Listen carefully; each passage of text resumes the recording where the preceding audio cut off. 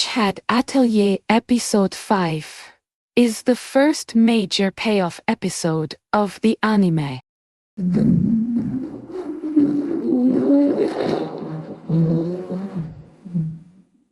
girlden is active, and Coco has to prove that her way of seeing magic has value even when she is still far behind the others technically. What makes this episode powerful is that it does not solve the crisis by suddenly making Coco overpowered. Instead, it lets her contribute through empathy, observation, and a different question. She does not only ask how to defeat the dragon. She asks why the dragon is acting the way it is, and whether magic can solve the problem without cruelty. At the same time, Qifrey's rescue makes him more impressive and more suspicious. Episode 5 continues directly from the trap at the end of Episode 4. Coco, Agott, Tetia, and Richeh are inside the strange Dragon Labyrinth, cut off from safety and forced to deal with a dangerous creature. The apprentices are frightened, but the episode does not treat them as useless. Each girl contributes something different. Tetia's cloud-like magic becomes emotionally important because it gives Coco an idea. Richeh remains steady and practical. Agott takes charge and tries to organize the group, even though her attitude toward Coco is still tense. Coco notices that the dragon may not simply be a monster to destroy. It is hurt, uncomfortable, or reacting to its situation. That observation changes the strategy. Instead of trying only to attack or escape, Coco imagines a way to create a soft resting place for the creature. The group works together to draw the necessary sigils and use magic to create a cloud-like bed or cushion that can hold the dragon's weight. This plan shows that Coco's empathy can become practical strategy. The girls reach the spell needed for escape, but the danger does not end cleanly. Qifrey enters the dimension, quickly reads the situation, rescues Agott, and draws a massive water dragon spell that overwhelms the real dragon. Afterward, Coco becomes separated and encounters the Brimmed Cap figure again in a darker space. The figure suggests that the situation was part of a test prepared for her and tries to pull her toward a different path. Coco later wakes up with the others, apologizes, and learns that her idea mattered. The best part of Episode 5 is that teamwork is not treated as a slogan. It has structure. Agott has the strongest technical command and organizes the plan. Tetia's spell idea becomes the emotional seed of the solution. He revives.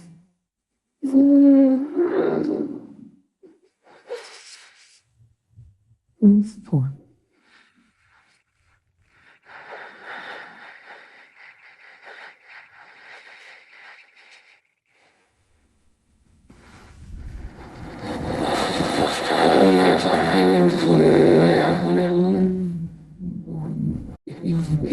Coco brings the unusual perspective that the dragon should be calmed, rather than simply beaten. None of these roles fully replaces the others.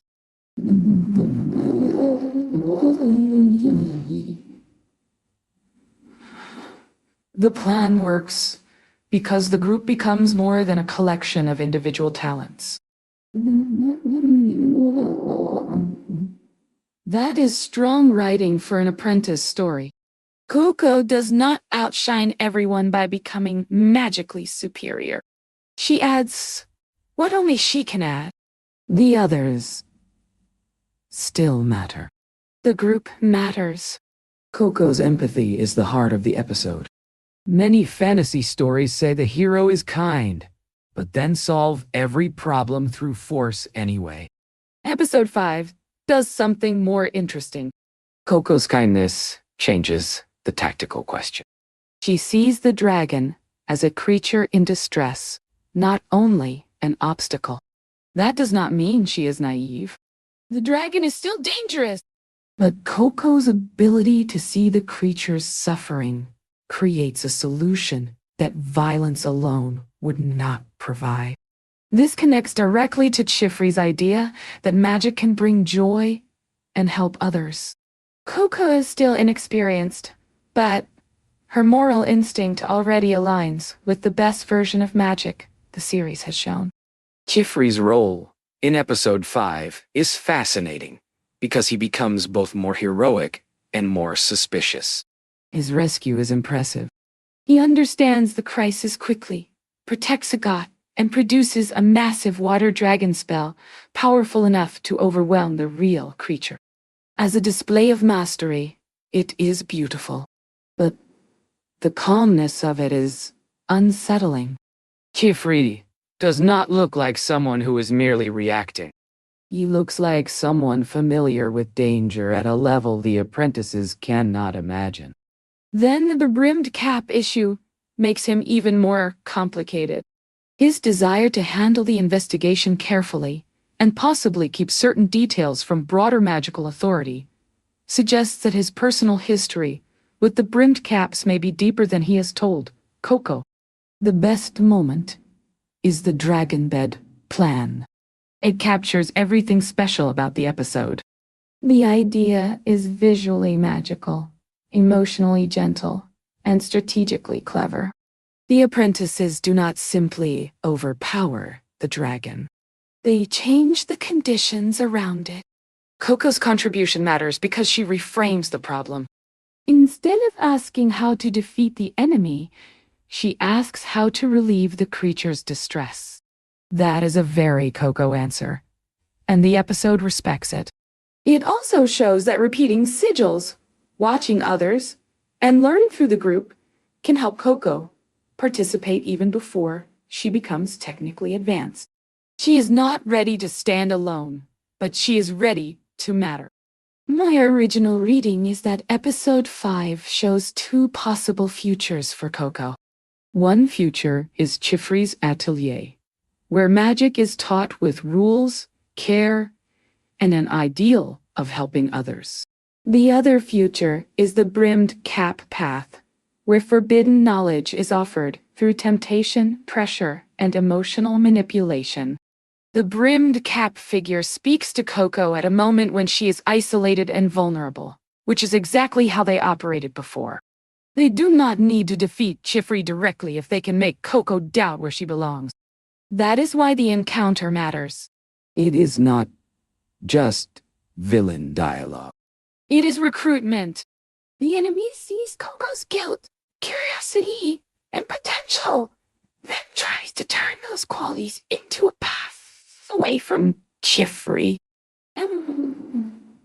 Faye also changes how we understand the apprentice group.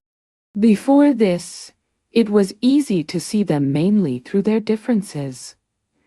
Tetia as warm, Richeh as quiet, Agott as difficult, and Coco as the outsider. The dragon crisis forces those differences into a working shape. None of the girls becomes perfect, and that is the point. They survive because their uneven strengths overlap. Agott's control would not be enough without Coco's perspective. Coco's empathy would not be enough without the other's technique. Tetia's softness becomes part of the solution rather than a weakness. Richeh's calm keeps the situation from falling apart. This makes the episode feel like the first real proof that the Atelier can become a team. It also gives the Brimmed Cap encounter more weight. Because if Coco is beginning to belong, then the enemy's attempt to pull her away becomes more dangerous. For the next episode, trailer section, I would avoid inventing plot details beyond what is public. But the setup after episode 5 gives us strong questions. Episode 6 is titled A Light on a Rainy Day, which suggests a quieter emotional shift after the dragon crisis. The questions are clear. What did the Brimmed Cap mean about planting a seed? Why is Qifrey so personally intense about this faction? Will Coco tell him everything she experienced? Or will the masked witch's words remain inside her as private doubt?